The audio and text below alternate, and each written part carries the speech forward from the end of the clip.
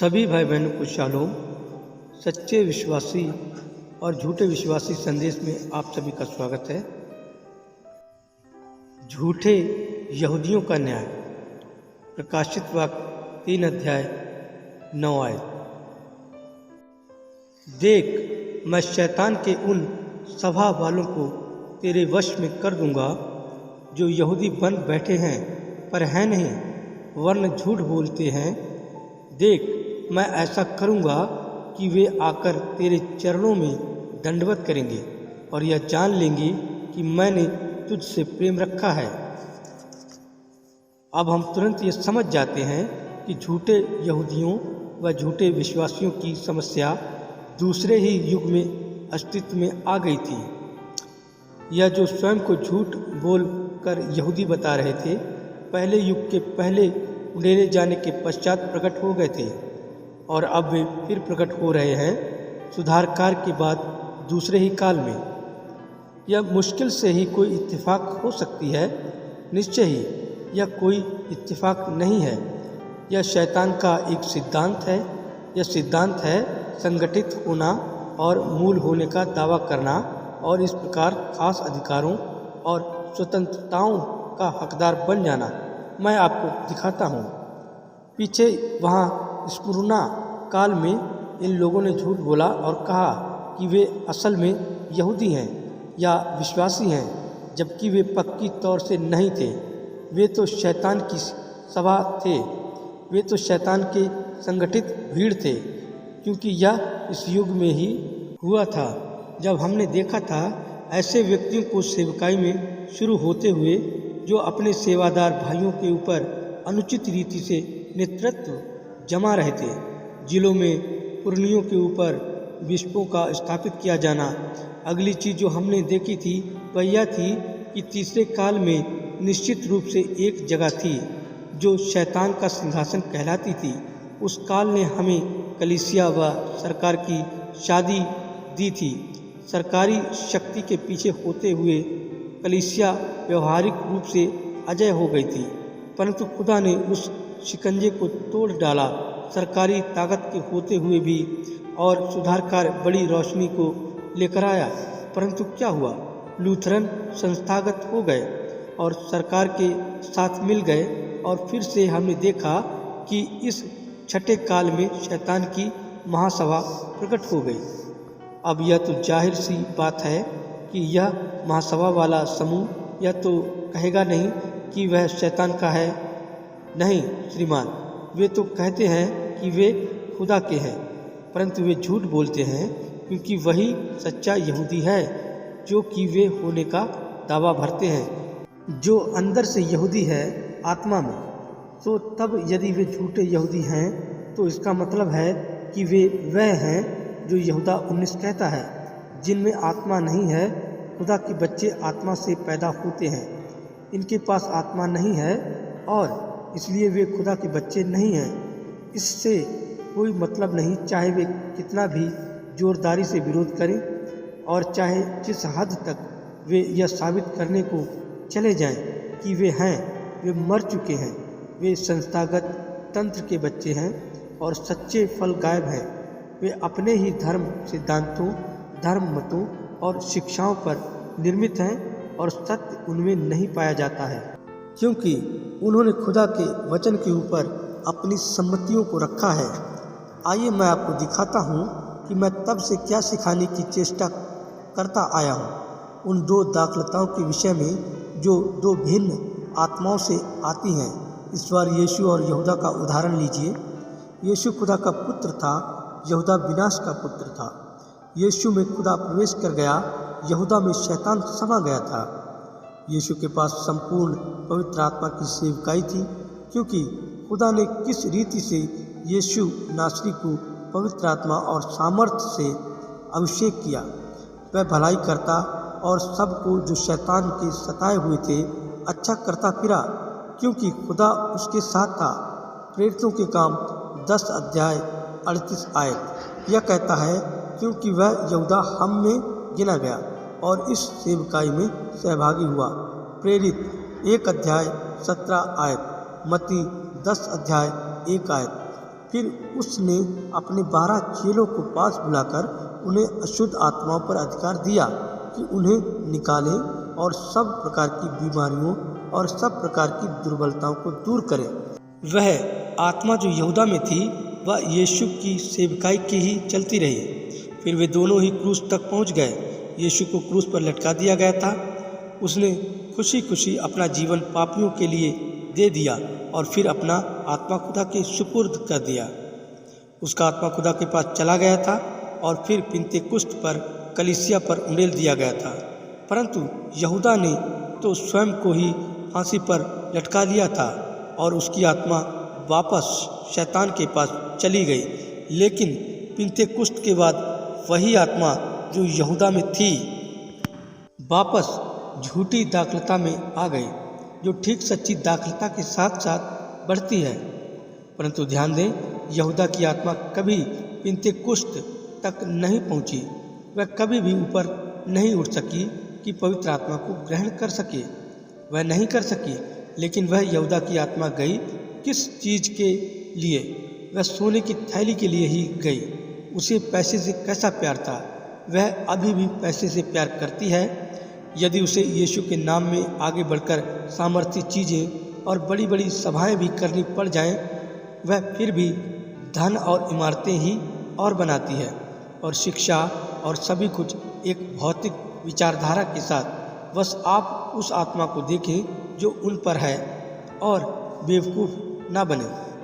यहूदा उन 12 में एक बना फिरा और उसने आश्चर्य कर्म भी किए, लेकिन उसके पास खुदा का आत्मा अपना करके न था। उसके पास एक सेवकाई तो थी।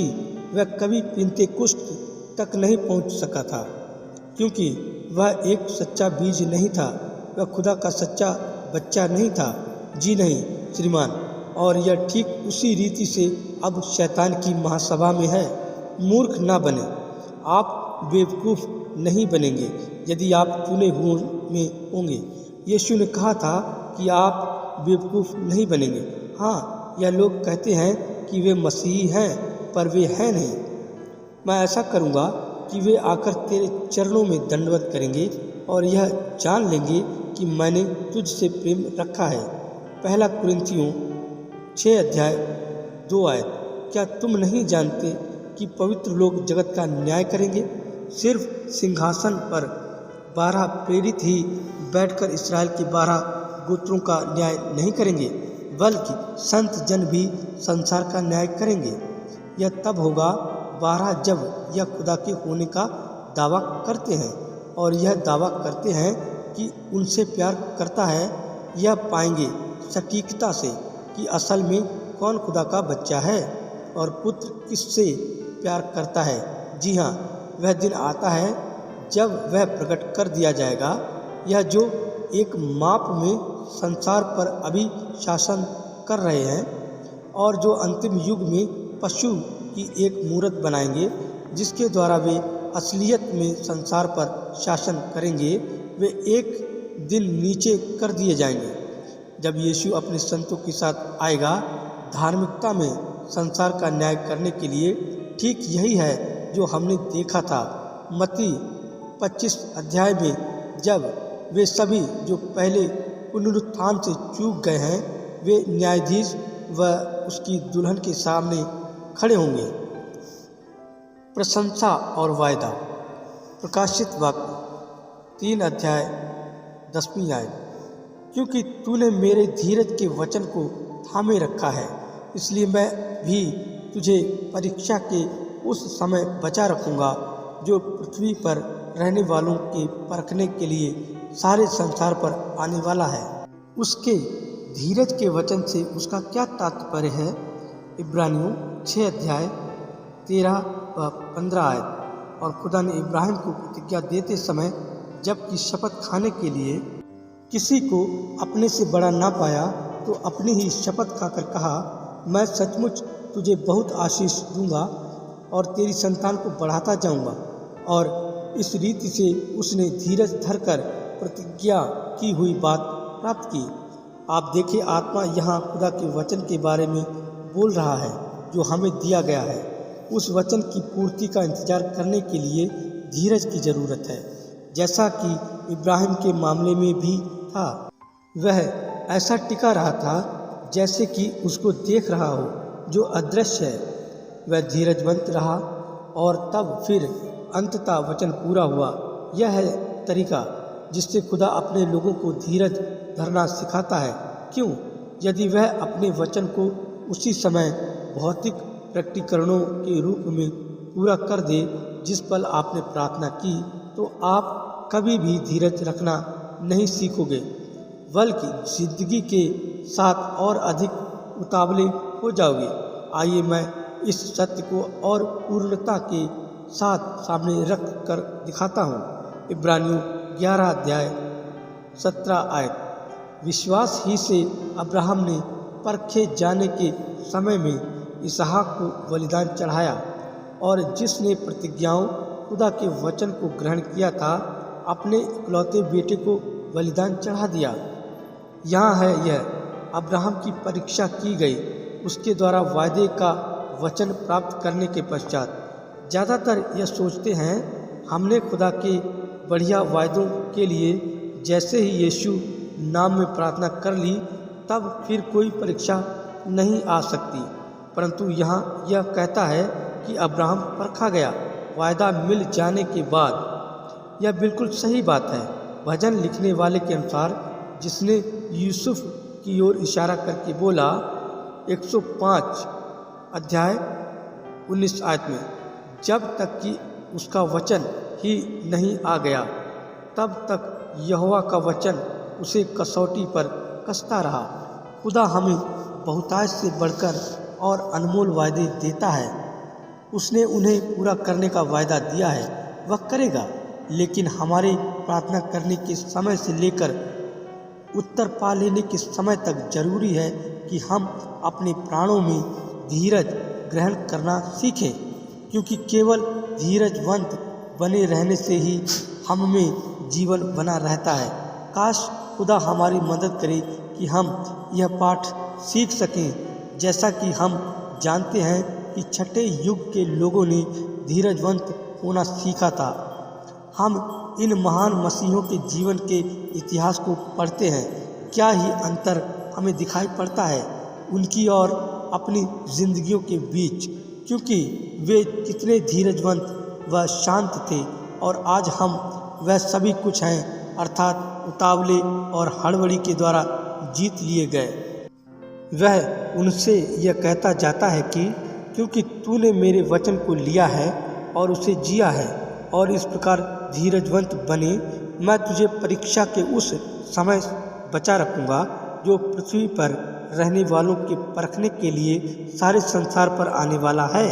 अब यहाँ पर फिर से हमें दो युगों का एक दूसरे से परत दर परत मिल रहा होना दिखाई पड़ता है, क्योंकि इस वायदे का संबंध अन्य जाति समय अंतराल के अंत से है, जो बड़े कष्ट काल में जाकर विलय हो जाता है। मैं तुझे परीक्षा की उस घड़ी से बचा रखूँगा जो पृथ्वी पर रहने वालों के परखने के लिए सारे संसार पर आने वाला है। यह आयत इस बात की घोषणा नहीं है कि सच्ची कलीसिया कष्टकाल में जाएगी या उसमें होकर गुजरेगी। यदि इसका तात्पर्य वह होता तो इसने वैसा ही कहा होता, परंतु इसने कहा मैं तुझे परीक्षा की घड़ी में बचाए रखूँगा। यह परीक्षा बिल्कुल वैसी ही है जैसी अदन की वाटिका में थी। यह एक बड़ा ही लुभाने वाला प्रस्ताव होगा जो खुदा की आज्ञा वाले वचन के ठीक विपरीत दिशा में ले जाने वाला होगा। फिर भी इंसानी तर्क के परिप्रेक्ष्य से यह बड़ी सही बात लगेगी, इतनी ज्ञानवर्धक और जीवनदायी कि पूरे संसार को भरमा देगी। केवल मात्र चुने हुए ही होंगे जो भरमाए नहीं जाएंगे। परीक्षा कुछ इस तरह से आएगी। यह एकीकरण आंदोलन जो चालू हुआ, एक बड़े ही सुंदर और आशीषमयी लगने मसीह की प्रार्थना को पूरा करते हुए कि हम सब एक हों वाले सिद्धांत स्वरूप आज राजनैतिक रूप से इतना शक्तिशाली हो चुका है कि वह सरकार पर दबाव बना सकता है कि सबको उस स्त्री के साथ जोड़ ले। सीधे तौर से या उन सिद्धांतों के मानने माध्यम से जो अधिनियमित करके कानून में बदल दिए गए हैं कि कोई भी लोग वास्तविक कलीसिया के रूप में तब तक नहीं जाने जा सकते जब तक सीधे तौर पर या अप्रत्यक्ष रूप से उस परिषद के नीचे एक भाग ना हो। छोटे झुंड तो अधिकारों और सुविधाओं इत्यादि को खो बैठेंगे जब तक कि वे सारी संपत्ति और लोगों के साथ आत्मिक अधिकारों को खो ही बैठेंगे। उदाहरण के लिए यदि सभी शहरों में नहीं तो कई एक में अभी ही यह हाल है कि जब तक स्थानीय सेवकों की समिति ही स्वीकृति न प्रदान कर दे, कोई जन किसी इमारत को धार्मिक सभाओं के लिए किराए तक पर नहीं ले सकता है। सेना, अस्पतालों इत्यादि में पादरी बनने तक के लिए यह सब अनिवार्य है कि त्रिएकतावादी एक्यूमेनिकल समूहों के द्वारा स्वीकार मान्यता प्राप्त हो। जैसे जैसे यह दबाव बढ़ता है और यह बढ़ेगा ही, विरोध करना और कठिन होता जाएगा, क्योंकि प्रतिरोध करने का अर्थ होगा अपनी सुविधाओं को खो बैठना, और कई सारे होंगे जो उसके साथ चले जाने के लिए प्रलोभित हो जाएंगे, क्योंकि वे ऐसा महसूस करते हैं कि इस संस्थागत तंत्र में बने रहते हुए सार्वजनिक रूप से खुदा की सेवा करना इससे तो बेहतर ही है कि खुदा की सेवा सार्वजनिक रूप से की ही ना जाए। परंतु वे गलती करेंगे। शैतान के झूठ का विश्वास करना शैतान की सेवा करना ही है। भले ही आप उसको यहोवा ही क्यों ना बुलाना चाह रहे हो, परंतु चुने हुए भरमाए नहीं जाएंगे, और आगे चुने हुए केवल रखे ही ना जाएंगे, बल्कि जैसे जैसे ये बढ़ता हुआ पशु की मूर्त को बनाकर स्थापित करने पर पहुंचेगा, संत जन रैप्चर में ले जा लिए जाएंगे। और यह छोटा सा सुहाना व मनमोहक काम जो चालू हुआ था इफिसुस में एक संगति में, वह शैतान का एक राक्षस बन जाएगा जो सारे संसार को दूषित करेगा और धोखा देगा, क्योंकि रोमन कैथोलिक और प्रोटेस्टेंटों का कलीसियाई तंत्र एक साथ इकट्ठा हो जाने के द्वारा पूरे सांसारिक ताने बाने की सारी धन संपत्ति पर नियंत्रण ले लेगा और पूरी पृथ्वी को इस धार्मिक शिकंजे में लेने के लिए मजबूर करेगा या फिर उन्हें मार डालेगा। उनकी खरीदने बेचने की सुविधा समाप्त कर देने के द्वारा, जिससे उनका जीवन यापन चलता, यह साधारणता के साथ पूरा हो जाएगा, क्योंकि वैश्या की पुत्रियां सारी की सारी वापस उसी के पास लौट चुकी हैं। इसी बीच रोम ने सोने की लगभग सारी आपूर्ति को अपने कब्जे में ले लिया है। यहूदियों के पास हुंडियाँ और सारे कागजात हैं। ठीक समय पर बड़ी वेश्या वर्तमान समय की धन व्यवस्था को समाप्त कर देगी, सारे कागजों को वापस ले लेने, अमान्य घोषित करने के माध्यम से, और सोने की मांग करेगी। बगैर सोने की सारी धन व्यवस्था गिर पड़ेगी। यहूदी फंस जाएंगे और गठबंधन में आ जाएंगे, और फिर बड़ी वेश्या कलीसिया पूरे संसार पर कब्जा कर लेगी। उसके अपनों के लिए वायदा। प्रकाशित वाक्य 3 अध्याय 11 व 12 आयत। देखो, मैं शीघ्र ही आने वाला हूँ। जो कुछ तेरे पास है उसे थामे रह, कि कोई तेरा मुकुट छीन न ले। जो जय पाए उसे मैं अपने खुदा के मंदिर में एक खंभा बनाऊंगा, और वह फिर कभी बाहर न निकलेगा।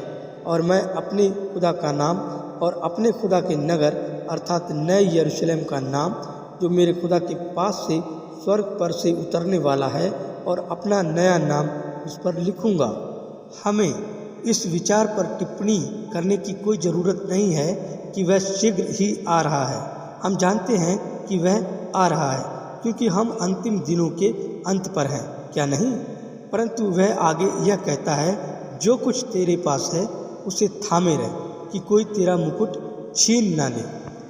यह तो बड़ी परेशानी वाले समयांतराल में होगा जब यीशु आ जाएगा और उसके यहाँ आने पर एक पुनरुत्थान हो जाएगा। कई सारे होंगे जो मिट्टी की धूल में से जी उठेंगे, और उनके साथ जो जीविते हैं और उसकी आमद की प्रतीक्षा में हैं, उनके संग उठ आएंगे और इन्हें मुकुट दिए जाएंगे। क्यों? क्योंकि वे खुदा के बेटे हैं, वे उसके साथ राजा हैं, वे उसके साथ राज कर रहे हैं। यही तो है मुकुट का मतलब, स्वयं महाराजा के साथ राज और शासन करना। यही वायदा है उन सब के लिए जो यहाँ पृथ्वी पर उसके साथ दुख उठाते हैं। वे सभी जो धीरज के साथ सहते रहे, यह जानते हुए कि खुदा जो धर्मी न्यायाधीश है उन्हें पुरस्कृत करेगा। वे जिन्होंने उसके लिए सब कुछ छोड़ दिया और उसके लिए समर्पित हो गए, उसके सिंहासन में बैठेंगे और उसके महिमामयी राज्य के भागी होंगे। ओह, इस समय पर हमारे पास एक वचन है यहाँ, वह है थामे रहो, डटे रहो, हार मत मानो, खुदा के सारे हथियार धारण कर लो, प्रत्येक अस्त्र का प्रयोग करो जो उसने हमें दिया है, प्रत्येक वरदान जो हमें दिया गया है उसे इस्तेमाल करो और आनंद के साथ आगे की ओर देखो, क्योंकि हमारी ताजपोशी की जाएगी उसी के द्वारा जो राजाओं का राजा और प्रभुओं का प्रभु है। अब वह केवल मुकुट ही नहीं दे रहा है, बल्कि वह यह कहता है कि यह लोग जो दुल्हन में हैं, खुदा के मंदिर में खंबे बनाए जाएंगे। लेकिन खुदा का मंदिर है क्या? यीशु ने अपनी देह को मंदिर बताया था, वह था भी, वह खुदा का मंदिर था। परंतु अब जबकि हम उसकी देह हैं, सच्ची कलीसिया ही खुदा का मंदिर है।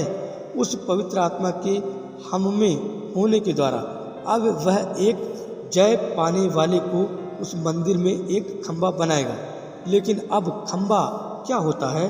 खंबा असल में नींव का हिस्सा होता है, क्योंकि वह अधिरचना को थाम कर रखता की तारीफ होवे, क्योंकि यह जय प्राप्त करने वाले को ठीक प्रेरितों और भविष्यवक्ताओं के साथ रख देता है।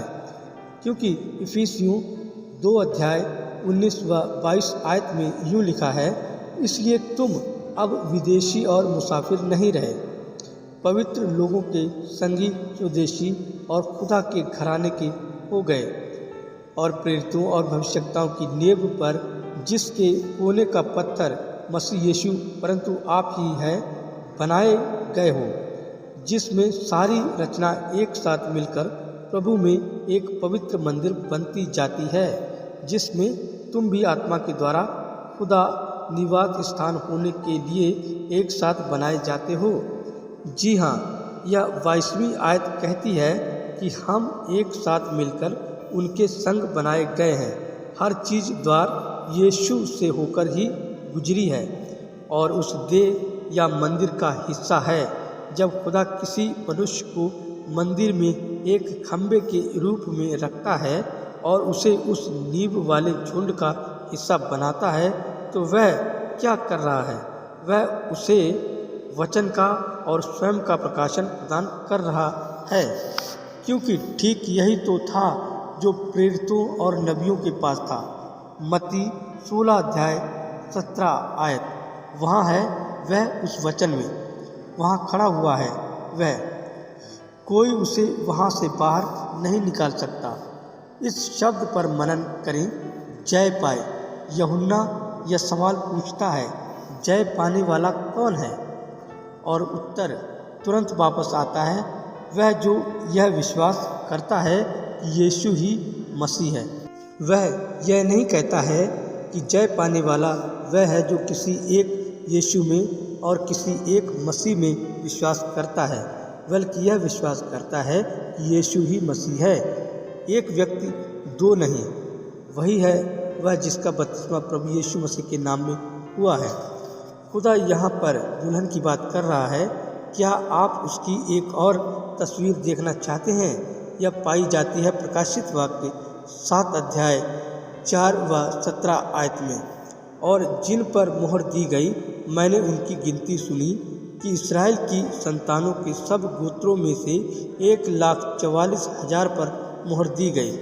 यहूदा के गोत्र में से 12,000 पर मोहर दी गई, रूबेन के गोत्र में से 12,000 पर, गाद के गोत्र में से 12,000 पर, आशेर के गोत्र में से 12,000 पर, मनश्शे के गोत्र में से 12,000 पर, शमन के गोत्र में से 12,000 पर, लेवी के गोत्र में से 12,000 पर, इस्साकार के गोत्र में से 12,000 पर, जबलून के गोत्र में से 12,000 पर, यूसुफ के गोत्र में से 12,000 पर और बिन्यामीन के गोत्र में से 12,000 पर मोहर दी गई। इसके बाद मैंने दृष्टि की और देखो, हर एक जाति और कुल और लोग और भाषा में से एक ऐसी बड़ी भीड़ जिसे कोई गिन नहीं सकता था, श्वेत वस्त्र पहने और अपने हाथों में खजूर की डालियों लिए हुए सिंहासन के सामने और मेमने के सामने खड़ी है और बड़े शब्द से पुकार कर कहती है कि उद्धार के लिए खुदा का जो सिंहासन पर बैठा है और मेमने का जय जयकार हो। और सारे स्वर्गदूत उस सिंहासन और प्राचीनों और चारों प्राणियों के चारों ओर खड़े हैं। फिर वे सिंहासन के सामने मुंह के बल गिर पड़े और खुदा को दंडवत करके कहा, आमीन। हमारे खुदा की स्तुति और महिमा और ज्ञान और धन्यवाद और आदर और सामर्थ और शक्ति युगान युग बनी रहे, आमीन। इस पर प्राचीनों में से एक ने मुझसे कहा, ये श्वेत वस्त्र पहने हुए कौन हैं और कहाँ से आए हैं? मैंने उससे कहा, हे स्वामी, तू ही जानता है। उसने मुझसे ये कहा, वे हैं जो उस बड़े क्लेश में से निकलकर आए हैं। इन्होंने अपने अपने वस्त्र मेमने के लहू में धोकर श्वेत किए हैं। इसी कारण वे खुदा के सिंहासन के सामने हैं और उसके मंदिर में दिन रात उसकी सेवा करते हैं। और जो सिंहासन पर बैठा है वह उनके साथ साथ उनके बीच वास करेगा। वे फिर भूखे और प्यासे ना होंगे और ना उन पर धूप ना कोई तपन पड़ेगी, क्योंकि मेमना जो सिंहासन के बीच में है उनको खिलाएगा और उनका मार्गदर्शन करेगा और उन्हें जीवन रूपी जल के स्रोतों के पास ले जाया करेगा और खुदा उनकी आंखों से सब आंसू पोंछ डालेगा। यीशु आ गया है। उसने 1,44,000 को मोहर बंद कर दिया। उसने प्रत्येक गोत्र में से 12,000 को बाहर निकाला। लेकिन वहाँ एक और झुंड है जो इस 1,44,000 में शामिल नहीं है, जो कि 9 व 18वीं आयत में दिखाई पड़ते हैं। वे कौन हैं? वे हैं जो दुल्हन में के हैं, जिन्हें अन्य जाति झुंड में से लिया गया है। वे उसके सिंहासन के सामने दिन और रात उपस्थित रहते हैं। वे मंदिर में उसकी सेवा करते हैं। वे प्रभु की खास देख रेख हैं। वे उसकी दुल्हन है। जहाँ कहीं दुल्हा जाता है, दुल्हन भी जाती है। वह उसके द्वारा कभी छोड़ी नहीं जाएगी। वह उसके पहलू से कभी कहीं हटने वाली नहीं है। वह उसके साथ सिंहासन में भागीदार होगी। वह उसी की महिमा और आदर का ताज पहनेगी। और मैं उस पर अपने खुदा का नाम और मेरे खुदा के नगर का नाम लिखूंगा। और खुदा का नाम क्या है? अच्छा, वह था खुदा हमारे साथ या इम्मानुएल, परंतु वह नाम नहीं था जो उसे दिया गया था। तू उसका नाम यीशु रखना। यीशु ने कहा, मैं अपने पिता के नाम में आया हूँ और तुम मुझे ग्रहण नहीं करते हो। तो फिर खुदा का नाम यीशु है, क्योंकि यह था वह नाम जिसमें वह आया था। वह प्रभु यीशु मसीह है। और एक स्त्री कौन सा नाम अपने ऊपर लेती है जब एक आदमी से शादी करती है? वह उसी का नाम लेती है। यह तो उसी का नाम है जो दुल्हन को दिया जाएगा जब वह उसको अपनाएगा। प्रकाशित वाक्य 21 अध्याय 1 व 4 आयत। फिर मैंने नए आकाश और नई पृथ्वी को देखा, क्योंकि पहला आकाश और पहली पृथ्वी जाती रही थी और समुद्र भी ना रहा। फिर मैं यूहन्ना ने पवित्र नगर नए यरूशलेम को स्वर्ग पर से खुदा के पास से उतरते देखा, और वह उस दुल्हन के समान थी जो अपने पति के लिए श्रृंगार किए हो। फिर मैंने सिंहासन में से किसी को ऊंचे शब्द से यह कहते सुना कि देख, खुदा का डेरा मनुष्यों के बीच में है। वह उनके साथ डेरा करेगा और वे उसके लोग होंगे, और खुदा आप इनके साथ रहेगा और उनका खुदा होगा। और खुदा उनकी आंखों से सब आंसू पोंछ डालेगा, और इसके बाद मृत्यु न रहेगी और न शोक, न विलाप, न पीड़ा रहेगी। पहली बातें जाती रहीं। कितना अद्भुत है! खुदा के सभी अद्भुत वादे पूरे हो गए। यह सब कुछ समाप्त हो जाएगा। बदलाव पूरा हो जाएगा। मेमना और उसकी दुल्हन हमेशा हमेशा के लिए खुदा की सिद्धताओं में स्थापित हो चुकेंगे। इसका वर्णन करें। किसके पास क्षमता है ऐसा करने की, किसके पास नहीं? इसके लिए सोचा, सपने में भी देखा, वचन में इसके लिए कहते हुए पढ़ा। हाँ, हम यह सभी कुछ कर सकते हैं। फिर भी हम इसके एक अति सूक्ष्म हिस्से को ही जान पाएंगे जब तक कि यह वास्तविकता ही न बन जाए पहले पुनरुत्थान में। और मैं अपना नया नाम उस पर लिखूंगा, मेरा नया नाम। जब सब कुछ नया बन जाता है तब फिर वह स्वयं पर एक नया नाम लेता है और वही नाम उसकी दुल्हन का नाम भी होगा। वह नाम क्या होगा कोई अंदाज़ा लगाने का साहस भी ना करे। वह तो एक मुकाशिफा होगा जो आत्मा के द्वारा इतनी सुनिश्चितता के साथ दिया गया होगा कि कोई उसका इनकार करने की हिम्मत नहीं कर पाएगा। लेकिन बेशक वह उस प्रकाशन को उस दिन के लिए छोड़े रहेगा जब तक उसी की इच्छा ना हो उस नाम को जाहिर करने की।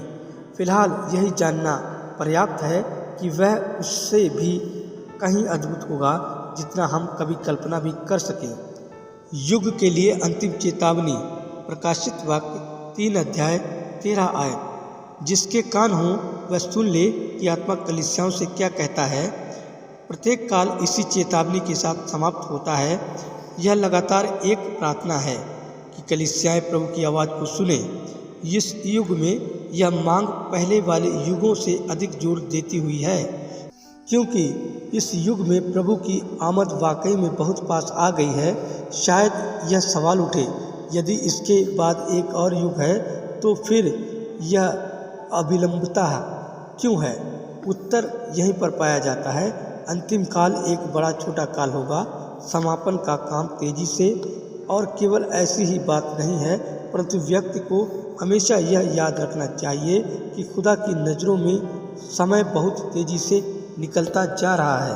हाँ, 1000 साल मात्र एक दिन है, और यदि वह बस कुछ ही घंटों में आ रहा है जैसे कि वह समय को देखता है, तब फिर वह हमें निश्चय ही चेताएगा। सारी अविलंबता से, और उसकी आवाज़ लगातार हमारे हृदयों में गूंजती रहनी चाहिए उस आमद के सामने तैयार रहने के लिए। ओह, कितनी ढेर सारी आवाज़ें हैं इस संसार में, इतनी सारी समस्याएं और ज़रूरतें हैं जो ध्यानाकर्षण के लिए पुकार रही हैं, लेकिन कभी भी कोई आवाज़ नहीं हो सकती जो इतनी आवश्यक है और जिस पर ध्यान दिया जाना इतना ज़्यादा ज़रूरी है जितना आत्मा की आवाज़ पर। सो जिसके कान हो वह सुन ले कि आत्मा कलीसियाओं से क्या कहता है। प्रभु आप सभी को आशीष दें। सच्चे विश्वासी और झूठे विश्वासी संदेश का ये भाग यहीं पर समाप्त होता है। जय मसीह।